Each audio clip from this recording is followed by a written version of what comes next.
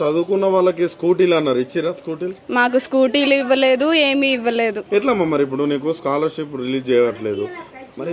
మేము అదే అడుగుతున్నాము, చెయ్యండి, ఏదో ఒకటి చేస్తేనే కదా. ఒక డిటెన్షన్ ఒక్కటే తీసేశారు, అదేముంది, చదువుకుంటే ఎవరిదైనా అవుతుంది. పై చదువులకు కావచ్చు, లేకపోతే మీరు జాబ్ చేయాలంటే సర్టిఫికేట్స్ మస్ట్. ఇప్పుడు అవి రావట్లేరు. ఇప్పుడు మీరు ఎట్లా ఖాళీనే ఉంటున్నారు? ఇంకా ఖాళీగానే ఉండాలి కదా, ఇంకేం చేయాలి? ఏదన్నా చూసుకుందామని అంటే సర్టిఫికేట్స్ అడుగుతారు. 2 నెలలు అయ్యింది నా చదువు అయిపోయి, నేను ఖాళీగానే కూర్చున్నాను. ఏమన్నా అడిగితే స్కాలర్షిప్ పడింది, మేమైనా ఎలా ఇస్తామని మా కాలేజ్ వాళ్ళు కూడా అడుగుతారు కదా, వాళ్ళకి కూడా రావాలి కదా, వాళ్ళు ఫీ ఇవ్వాలి ఎవరికైనా కానీ. అంటే అదే విధంగా ఇప్పుడు సిటీలో జూబ్లీహిల్స్ వచ్చి పక్కనే హైటెక్ సిటీ అంతా మీరు చూస్తూ ఉంటారు. బీఆర్ఎస్ ఉన్నప్పుడు బాగుండేనా, కాంగ్రెస్ అధికారంలోకి వచ్చినాక బాగుండేనా? బీఆర్ఎస్ ఉన్నప్పుడే బాగుంది, కొంచెం కాకపోయినా కొంచెం అయినా కానీ బాగానే ఉంది. ఈయన ఏం చేస్తున్నారో మాకు తెలీదు. ఇప్పటికైతే మాకైతే ఏమీ అందలేదు, ఏమీ జరగలేదు, ఏమీ రాలేవు మాకైతే. ప్రెసెంట్ అయితే ఏమో ఇస్తారో ఇవ్వరో మనకు తెలీదు.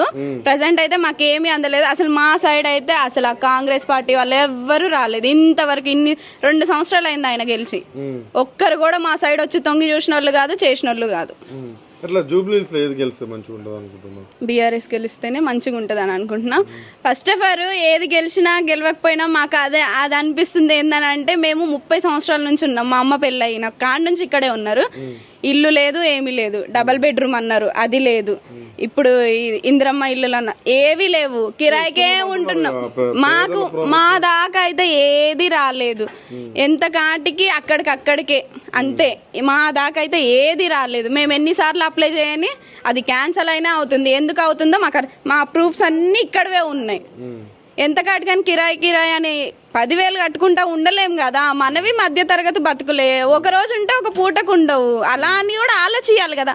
ఎవరు ఆలోచించే వాళ్ళు లేరు, చేసే వాళ్ళు లేరు. ఇక్కడ ఎట్లా నవీన్ యాదవ్ నిలబడుతుండు కాంగ్రెస్ నుంచి, ఆయన తెలుసా అసలు మీకు? తెలుసు. బీఆర్ఎస్ వస్తే బాగుంటుందని అంటారు. అంటే వాళ్ళు కొంచెం చెయ్యొచ్చు. నా ఫస్ట్ ఇయర్లో స్కాలర్షిప్ పడ్డది కదా, కొంచెం ఈ స్కాలర్షిప్ పడకపోయినా కానీ పిల్లలకి చాలా ఇబ్బంది అవుతుంది. అంటే ఫ్రీ బస్సులు మీకు ఏమి యూజ్ అవ్వట్లేదు? ఫ్రీ బస్ ఉన్నప్పుడు బాగుండేనా కాలేజ్ పోవడానికి? అంత ముందు బాగుండేనా? అంతకు ముందే బాగుంది. ఫ్రీ బస్ పెట్టిన కాడ నుంచి ముసలోళ్ళు ఎవరెవరు అందరు ఎక్కుతారు. ఫస్ట్ ఆఫ్ ఆల్ వాళ్ళు బస్సులు ఆపడమే మానేశారు కండక్టర్స్.